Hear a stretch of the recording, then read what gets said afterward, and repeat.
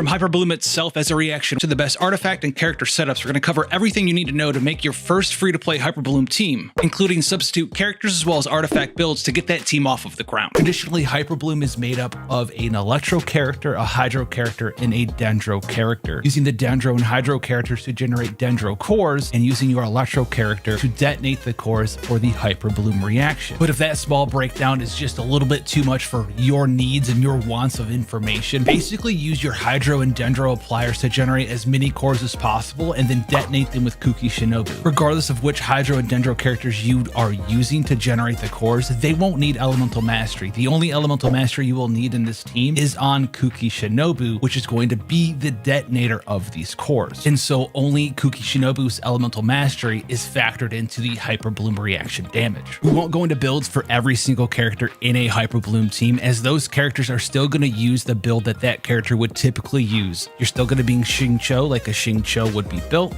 Same thing for Yelan, Nahida, Kokomi, etc. As far as talent priority goes for Kuki Shinobu, there actually really isn't one here. You could invest a little bit into her elemental skill if you desire. This will give you a slight increase into the healing that you're going to receive from Sanctifying Ring.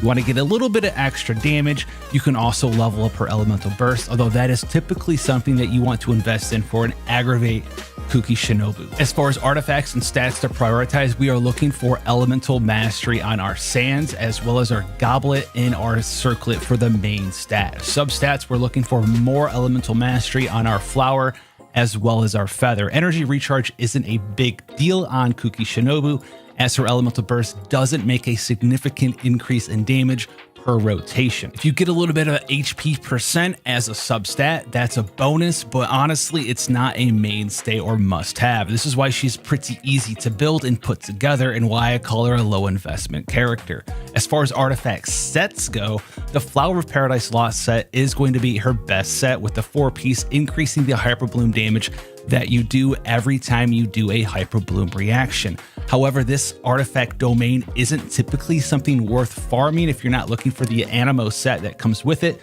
So if you have access to something like the Gilded Dream set, feel free to use that instead, as it will give you a large amount of elemental mastery. If you don't have 4 pieces of the Gilded Dream set, try to get 2 pieces of the Gilded Dreams here and then match it with 2 pieces of the Wanderer set. This is something that you can gain access to from your weekly bosses and world bosses, and the 2-piece here is also going to give you extra elemental mastery. If you're trying to piece this together for the first time, you don't have any of these sets, just try to get as much elemental mastery as possible, as that is going to be the driving force and damage behind this build. And continuing with our low investment build, the weapon selection for Kuki Shinobu is very easy as well. Whatever you have access to with the highest elemental mastery is something you should aim for. If you have the Moonlight Sword, this will give you a little bit of energy recharge for the rest of your party, but it's nothing super significant, as this is giving me about 10% energy recharge for the other members of my party. We also have access to the craftable Iron Sting, or if you're around for the big Flower Umbrella, you can use that as well. Just look for whatever weapon you have access to with the highest amount of elemental mastery and put that on your Kuki Shinobu. Now, I did say we weren't going to go over every character build for this video, as those characters are typically built the same way, but your Dendro character is going to want to have access to the Deepwood Memory set. Someone should be wearing this in the team for the 4-piece set bonus. This is going to reduce the enemy's resistance to Dendro by 30% for 8 seconds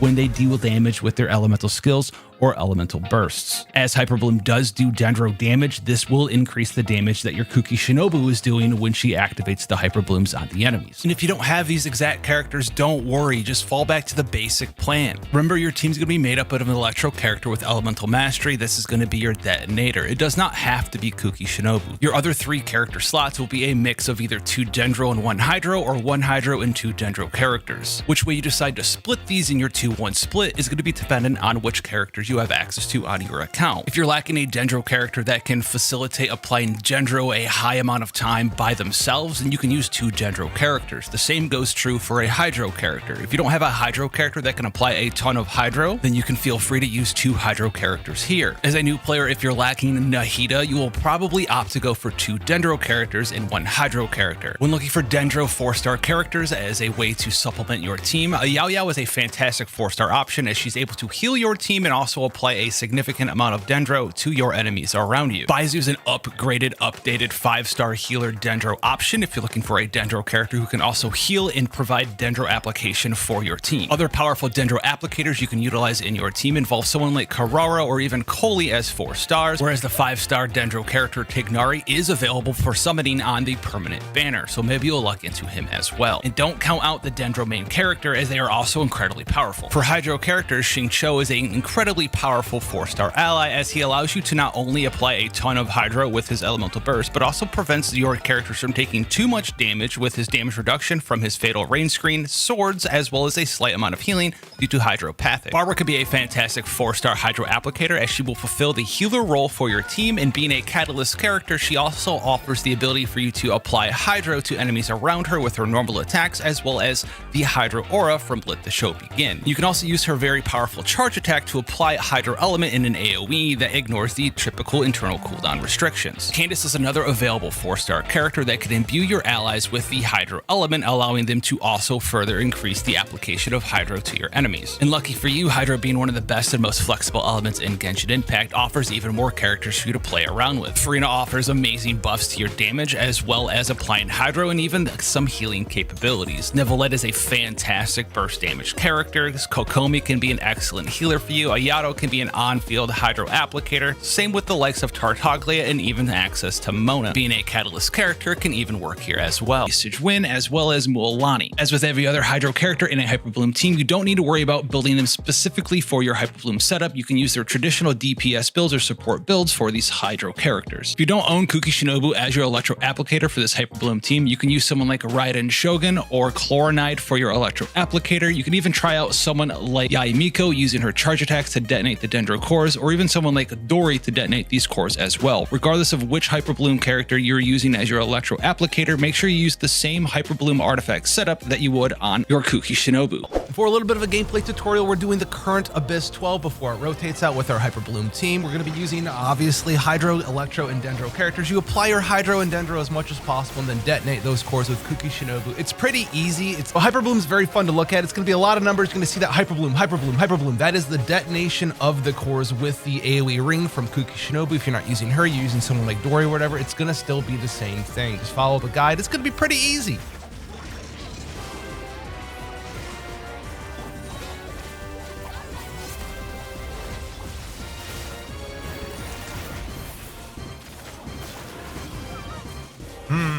Big Daddy Geovish Hat Daddy. I don't think we have a shield. We're just kind of being chillin'.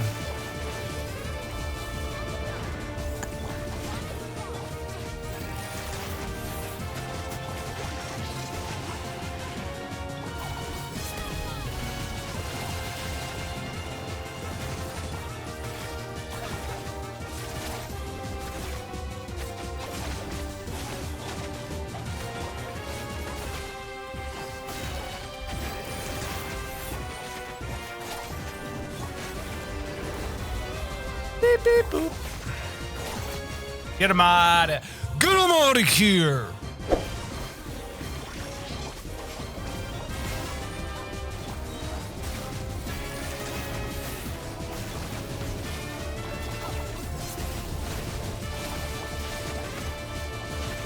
It's over for you.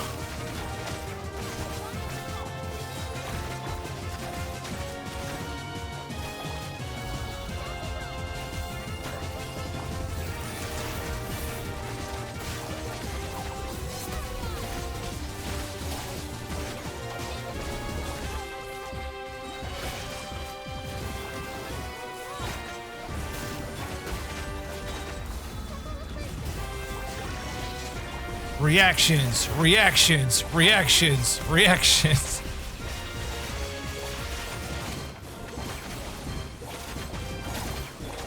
Pew, pew, pew, pew. All right, the reactions, man. It's just too good, even in 2025. Oh, it's the big boy. All right.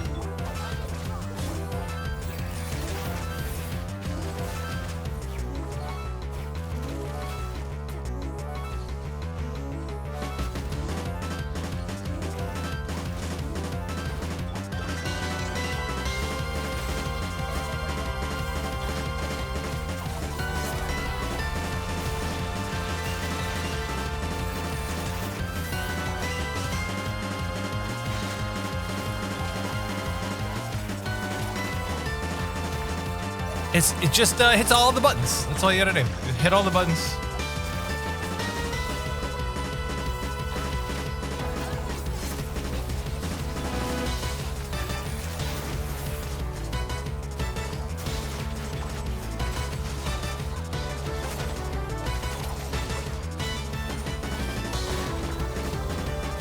And very comfortably finishing this in.